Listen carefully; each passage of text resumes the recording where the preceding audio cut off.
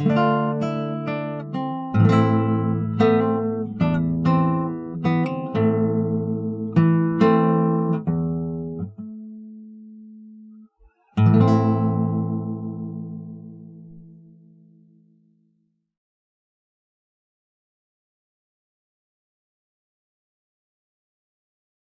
there was just one word that encompasses the early years of American occupation of the Philippines, that word would be misrepresentation. Be it the crude depictions of Filipinos as illiterate jungle savages, to the mislabeling of Filipinos resisting American occupation as insurgents, no effort was spared to paint the Filipinos as a backward people in need of Uncle Sam's discipline and tutelage. Not surprisingly, the First Philippine Republic, the Filipinos' earliest experiment with constitutional republicanism and self-rule at the turn of the 20th century, was likewise belittled.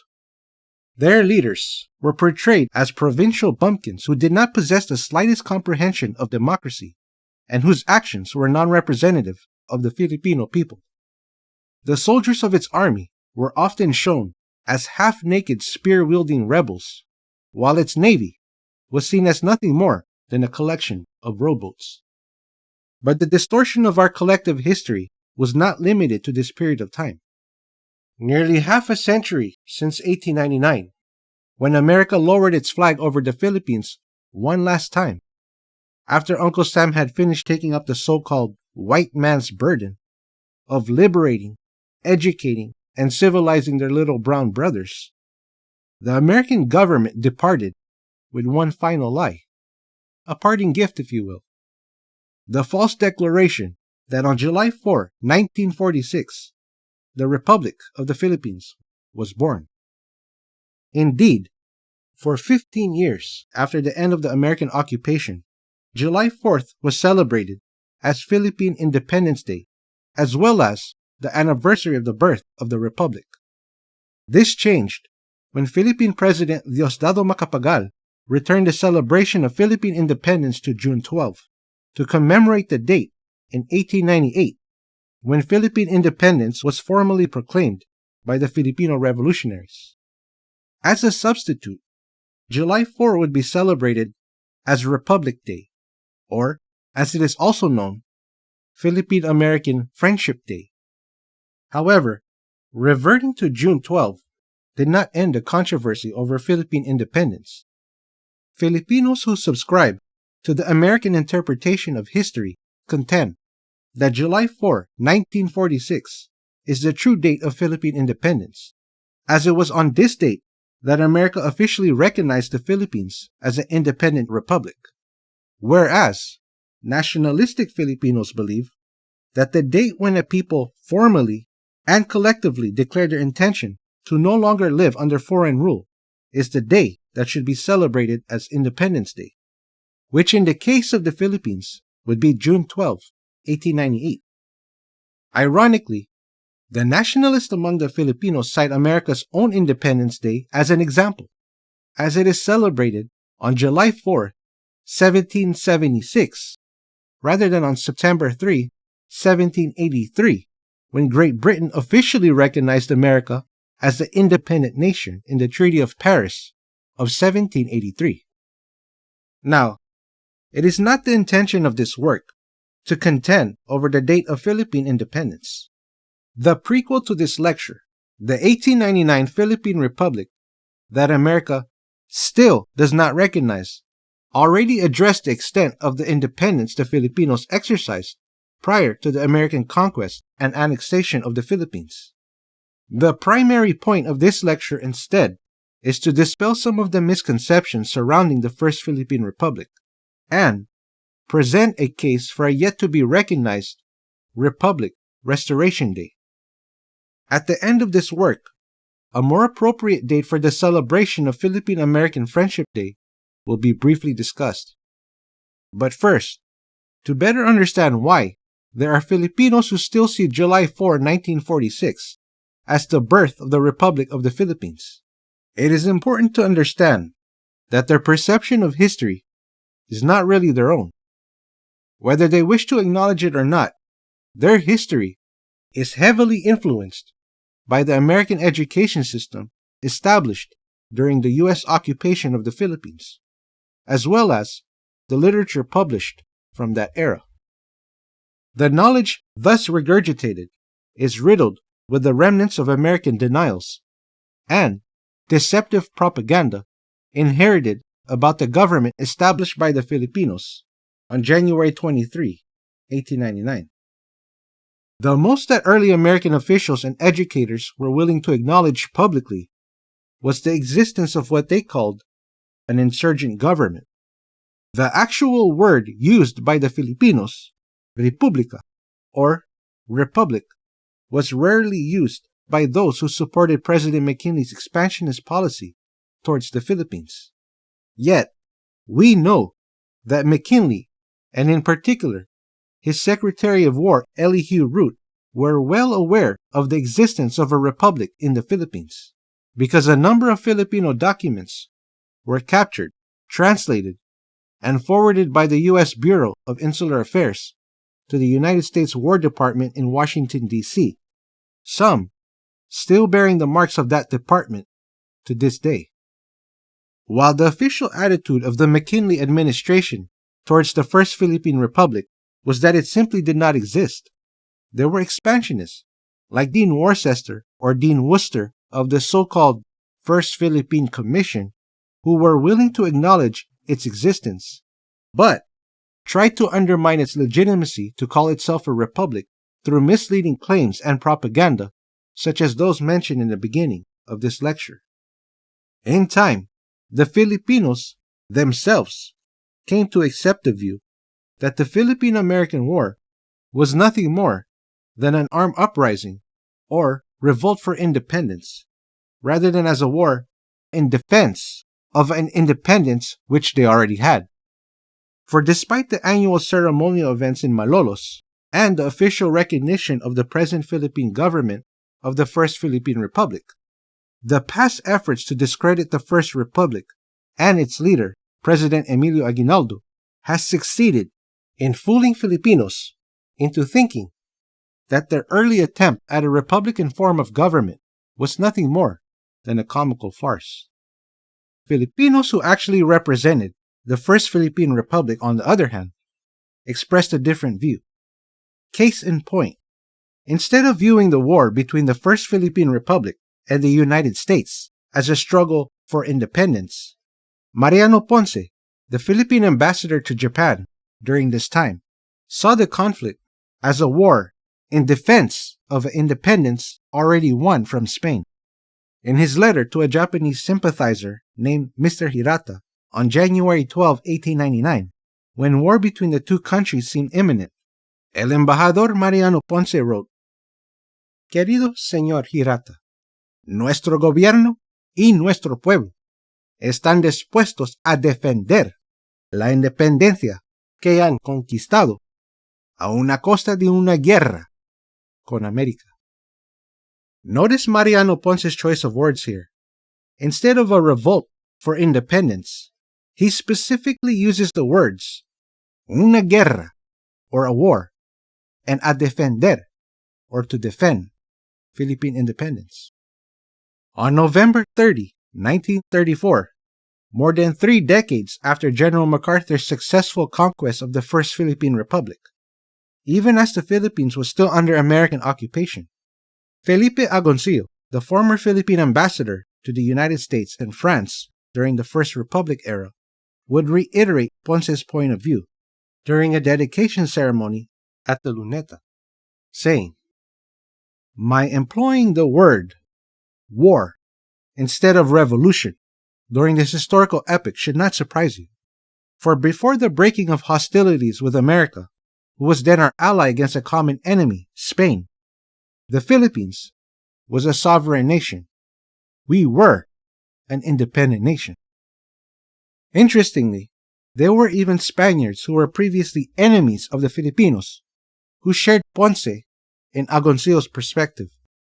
In the 1900 Diccionario Popular Enciclopédico de la Lengua Española, published in Spain, an implicit recognition of Philippine independence was acknowledged, as the Filipino fight against the American army was described not as a struggle for independence, but as one of its defense.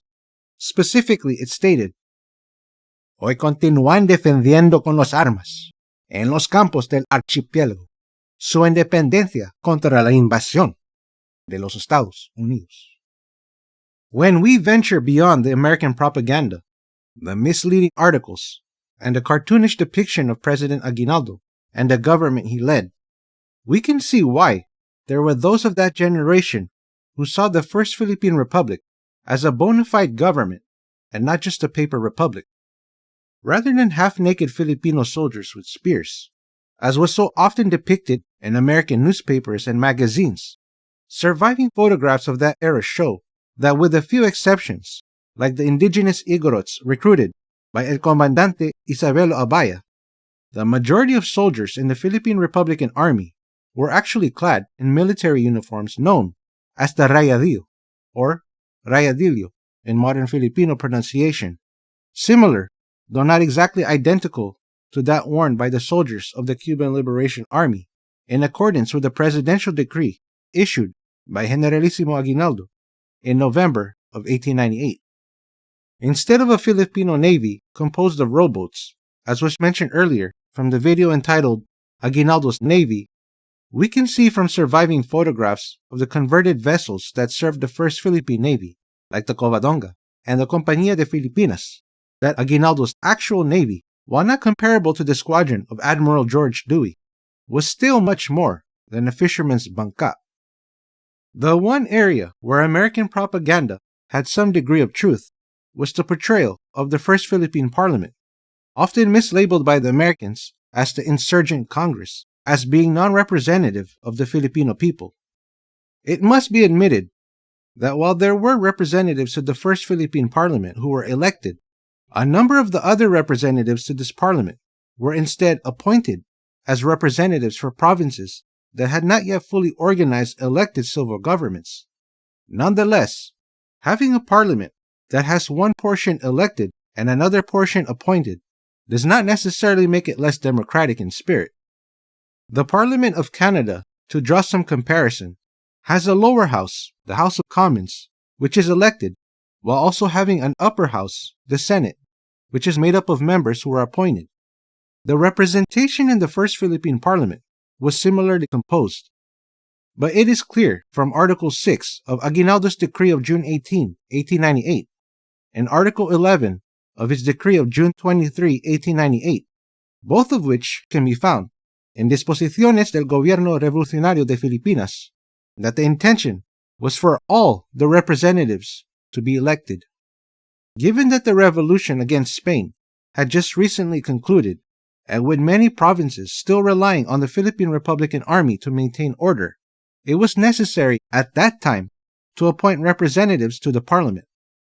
An additional point that should be made is that while the First Philippine Parliament was not completely representative of the Filipino population, on account of the appointments made, it was still, by far, more representative of the aspirations and desires of the Filipino people in comparison to the so-called Second Philippine Commission, which in its original state was an all-American legislative body appointed and recognized by President McKinley. At the very least, the 1899 Philippine Parliament was made up of what the original 1900 Philippine Commission lacked: actual Filipinos. Knowing what we know now about the First Philippine Republic, we can see why there were Filipinos like Ponce and Agoncillo who believed that they had a government to defend and a military force to defend it with. The only remaining bone of contention is the subject of independence. Had the Proclamation of Philippine Independence been signed on January 23, 1899, after the formal establishment of the First Philippine Republic, there would be no debate today over the date when Philippine Independence Day should be celebrated. By 1899, the Philippine government had already extended its jurisdiction into the three major regions of the country, and, more important to the demonstration of its authority, the First Philippine Republic had been collecting taxes in the archipelago, as documented among the records of the U.S. War Department. It should also be noted that beyond the Filipino Catholic population, The Philippine government under President Aguinaldo also had, by this time, authority among foreigners conducting inter-island commerce in the Philippines, as evidenced by the operating licenses it issued, like the one applied for by Mr. John T. McLeod, as can be seen on page 66 of U.S. War Document number 210, and also the custom duties it collected from foreign vessels, such as the 4,120 pesos and 5 centavos paid by the Japanese steamship Hokokumaru, which can also be found in the aforementioned document on page 59. Unfortunately for posterity, the proclamation of Philippine independence had been held on June 12, 1898, and while the Spanish army, under Gobernador General Basilio Agustin, was quickly losing ground to the former Philippine Revolutionary Army, the Spanish, at that particular time, still had a sizable military presence in the various provinces of the Philippines, and the Philippine Revolution against Spain was still very much in full swing. Thus, there is still room for debate. Yet, what is not up for debate is the existence of a republic prior to the annexation and conquest by the United States in February of 1899. Even if you disagree on the date when independence should be celebrated, what cannot be denied is that the modern Filipino government has its roots not in the government recognized by America on July 4, 1946, but in the Republic of the Philippines that was formally established on January 23, 1899. From its flag, its military uniforms, its tradition of constitutional law as the fundamental guide for governing, and right down to the very name still in use today, Republika ng Pilipinas, in Filipino. Thus, when Filipinos think of July 4, 1946, it should not be seen as the birth of the Republic. Rather, it should be celebrated as the date when the Republic, once conquered, was finally restored. Although, considering the past and present efforts to whitewash history, it is unlikely that Filipinos today will witness the American Congress passing and the President of the United States signing a resolution that will grant official posthumous recognition for the First Philippine Republic and Aguinaldo's presidency, as well as the formal acknowledgement of the Philippine-American War and the war crimes committed in that conquest. But if by some miracle that day should come, then the exact date when this occurs should be celebrated as Philippine-American Friendship Day, for it can be said that the American government displayed true friendship when they finally showed respect to that lost generation of Filipinos who have for so long been misrepresented and denied the recognition of their sacrifices and labor. But whether such a day will come or not, what matters is that Filipinos now have the ability to reclaim the narrative of their history.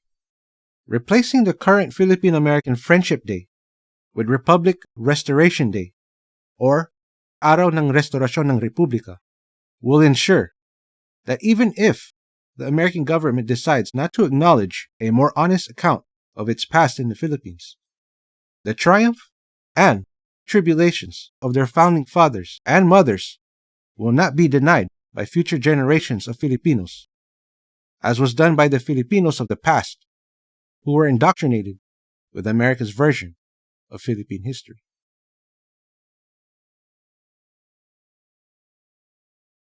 Ya no somos insurrectos. Ya no somos revolucionarios. Es decir, somos desde hoy republicanos. Esto es, hombres de derecho con quienes hermanar todos los demás pueblos mediante el mutuo respeto y el recíproco cariño. Nada falta, pues, para que podamos ser reconocidos y admitidos como nación libre y independiente. El presidente Emilio Aguinaldo, el 23 de enero de 1899.